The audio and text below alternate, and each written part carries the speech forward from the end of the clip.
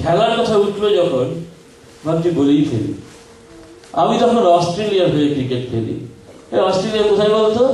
নাম শুনেছিস আগে? ক্রিকেট ফ্রিকেট বুঝিস কিছু? গা জ্বলে যায় রাগে।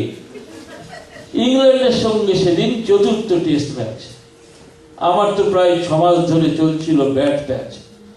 সেসব কথা ভাবলে সারা শরীরে দেয় কাঁটা। লালুর ঘোষের ছবি দেখলে আজও কাঁপে পাটা। যেমন ওদের ইনসুইঞ্জার তেমনি ইয়র্কার। ওদের সামনে হ্যাসেট কেন, ব্র্যাডম্যানও কোন ছাড়। ভাগ্যিস আমি ছিলাম সেদিন সে যাত্রা তাই রক্ষে, মন্ত্রমুগ্ধ রেখেছিলাম 60,000 দর্শককে। 8 উইকেটে 23 তখন। 8 উইকেটে 23 তখন আমি নামলাম মাঠে। ভয় আমার পা ঠক ঠক, এই বুঝি মুখ ফাটে। কয়েকটা বল খোঁচা মেরে কাটিয়ে দেওয়ার পর ডন্ট পড়োয়া বলেই ব্যাটে তুলে দিলাম ঝড়। দিনের শেষে স্কোরবোর্ডে 8 উইকেটে 600। ভাবতে পারিস তার মধ্যে আমার রানটা কত? 100টা 4, 10 খানা 6। কাঁপিয়ে দিলাম মাঠ।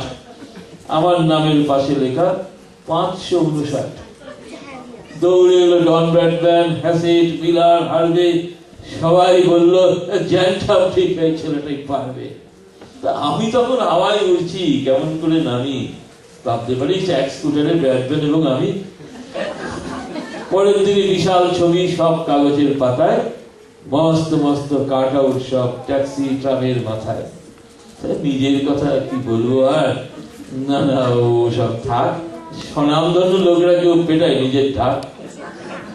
যা হোক, তবে একটা কথা জানা উচিত তোর, বুক ক্রিকেটে আজ অব্দি এটাই হাইয়েস্ট স্কোর।